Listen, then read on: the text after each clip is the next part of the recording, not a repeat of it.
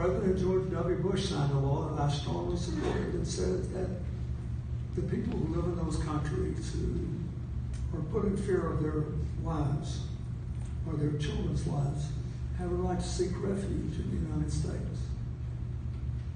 But if they live in another part of the same country, which those countries have basically been wrecked economically, and they come here just because they want to make a better living, they, under our law, whether you agree with it or not, under our law, they have to wait with everybody else and apply to get into the country in a more orderly and much more time-consuming and uncertain system. So as the mayor of Brownsville, Texas said, it's better than I can say the other day. He said, we don't have a border crisis. This is what borders do. We interview all those people. And the ones that seem to have a legitimate case, we know where they live and all that. Before getting in, we let in. The others, we go home. And there's never a reason to divide the children from their parents, ever.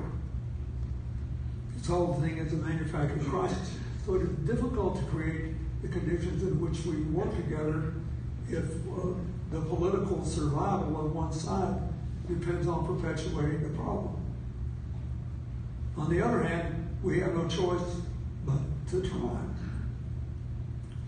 George Bush and I have a presidential leadership scholarship program that I did an event for one of our grads to support it up in Napa the other night, where we deliberately pick people more or less evenly divided by party, race, gender, political orientation, you name it, everything in the world. And they go to 4 presidential libraries, ours and his dad's and Johnson's. They study decisions, and then they see if they can meet, find common ground together. And they're always shocked when they do. They work for 6 months together, 60 people a year. Rising, a lot of people your age, it's rising in their lives. And in Ireland, you got all these people who fought for years, but they made an agreement, which is the antithesis of what most people are talking about today. The Irish peace process is simply this: majority rule, minority rights, individual rights, shared decision-making, shared economic benefits, and a special relations with the Irish Republic as well as with the United Kingdom. That's it. Those of you who know a lot about this Brexit thing can understand how Brexit could wreck all this. But it turned out that the most extreme of the Irish unionists, Ian Paisley, who's now passed on to his reward, became unusually close to a guy who was once one of the enforcers for the IRA, Martin McGuinness, whose funeral I spoke at in Dublin a year or so ago, because they trusted them. It was like Arafat looking into Rabin's eyes. Rabin owned them in the peace process, not in a bad way. That is, people own you like that way if you just totally trust them. But somehow we have to get that back. Because if you scratch almost any person, there's actually a human being down there somewhere. And so, I know we're out of time. I'll give you my last example of this. In Rwanda, in 1994, approximately 10% of the country was killed in 90 days. Most of them were cut to pieces by machetes. Some of them were burned to death by necklacing, which is a favorite tactic in Haiti of a previous military dictatorship. They put a tire around your neck, pour oil in it, set it afire. Hillary and I went there in 1998. And I told them that I owed them an apology because I didn't intervene soon enough. And if we had sent maybe even as few as 10,000 troops there early, we might could have saved the start of the loss. But we were involved in Bosnia in 94. I was trying to get into Bosnia. And I'm embarrassed to say we never even had a meeting about whether we should do it. So I was there, a person who needed forgiveness. As the president, I said, I have done what I could to clean the camps up, and I will help you start again. And I have for 19 years or 18 years since I've been out of the White House. My foundation has a large presence there in healthcare and economic problems. But anyway, I asked to meet with survivors of the genocide. And it was a very interesting group, remarkably free of anger or recrimination or the kind of resentment that so dominates our politics today in America. And the last person who talked was a woman who didn't seem to have anything wrong with her. Like there was a guy that had his arm cut off by a machete and still worked for peace. This woman had no visible scars on her. And she proceeded to say, when the violence started, our family, my husband and 6 children and I, were betrayed by our neighbors because they were of a different ethnic group. And they were afraid. So when basically the Hutus came through and started killing all the Tutsis and their friends, they came after us, people we celebrated holidays with. And she said, several hours later, I woke in a pool of my own blood to see my husband and 6 children lying dead around me. And I realized that I must have been spared for something, and it couldn't be something as petty as vengeance. So I do what I can to help us begin again. And she was placing war orphans in homes without regard to their ethnic benefit, their ethnic ties. Fast forward. So I go to Rwanda when I left office, and I ride with a cab driver. One of the reporters from one of the American newspapers taking a ride with a cab driver in Kigali, the capital. He said, well, don't you resent Clinton coming here because he didn't come in and stop this? And the cab driver said, no. He said, why? He said, because he's the only one. First, he's the only one that apologized for not helping. And second, he is helping. We need help. And thirdly, we did this to ourselves. You know, we have some responsibility here. We can't blame the rest of the world for stopping us from acting like crazy people. But it was very interesting. There was this deliberate attempt to focus on the future. So when I was there the second time, I had helped them finish their genocide museum. If you think we have it tough now, or you ever start feeling sorry for yourself, and you ever find yourself in Central Africa, go to the museum commemorating the Rwandan genocide. It is the bones of 300,000 people whose loved ones carried them there to be interred because they don't have traditional embalming. And the nice little exhibit that shows you what happened. So I got shown through by this handsome young guy who looked like somewhere between a movie star and an MBA at Harvard. But amazing. And I said, did you lose anybody in genocide? He said, yeah, 73 people. I said, what? He said, yeah, if you stop at my first cousins, 73. My parents, brother, aunt, and uncle, first cousin, 73. And I said, this must be horrible for you giving me this tour. He said, no. He said, it's therapeutic. He said, the president says we have to absorb this so that we can free ourselves of and begin again. And I said, you know, you remind me of a woman I met when I first came here. I told him the story about the woman losing her husband and 6 children.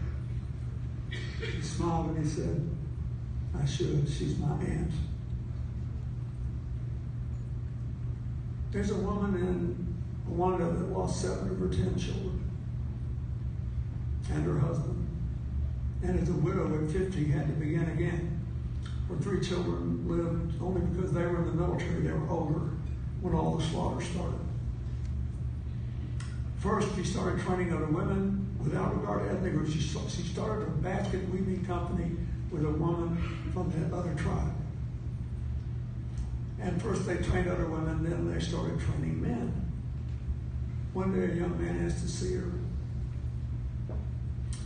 And he said, you've been so wonderful to me. You've given me something to do. You've given me a skill. But I can't live with myself anymore.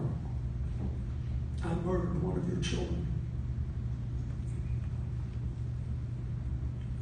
And she said, tell me what happened. He told her what happened. And he said, I did it. I'm ashamed of it. It was awful. And I know you have 3 sons in the military. So send for one of them to come and kill me. And I will work for you every day until he arrives. What would you do as a lady in the team? And she said, what good would that do? I forgive you. Get up and go back to work. Could you do that? One of the problems all of you have to face is that you can't get even in life ever. Should people be held accountable when they do something wrong? Yes. We have to make these judgments all the time, yes. But somehow we have to move beyond resentment to rebuilding, to reconciliation, to inclusive tribalism. And I see all this fighting going on around the world. It breaks my heart. Because I know that, some of you are European. Europe just beat the living hell out of the United States in the Ryder Cup yesterday. That's fine. That's a zero-sum game. We like that. Somebody wins the soccer World Cup every few years. But economics and social policy work better as positive-sum games. This whole blockchain deal has the potential it does only because it is applicable across national borders, income groups. The permutations and possibilities are staggeringly great. But we could ruin it all by negative identity politics and economic and social policy. So you think about that. You take a little time to think about that, because your whole future and the kids that you either have or may someday have are dependent on it. Mr. President, from blockchain to the border, to Bosnia, to the Mideast, to these final thoughts on hope and reconciliation for the future, that was a tour de force. Thank you so much.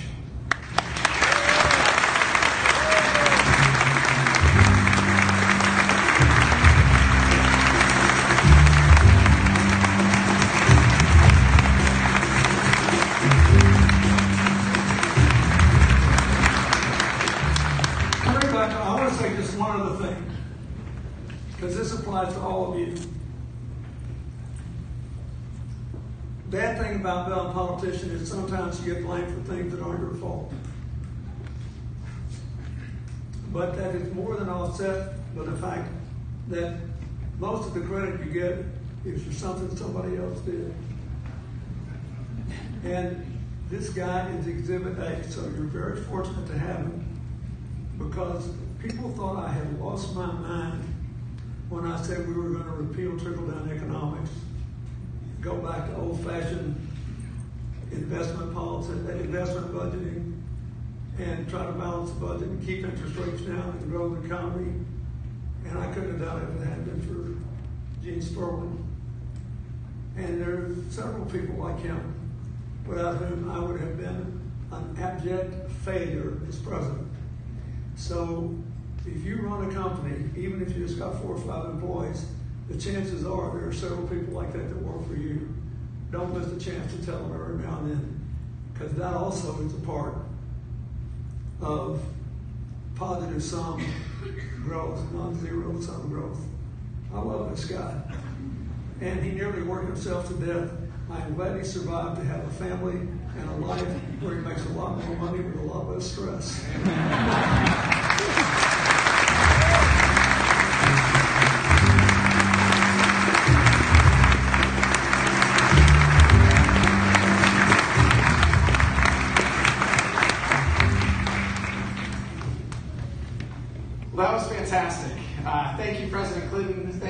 Sperling. I learned a few things there, not the least of which is how to shake hands without kissing.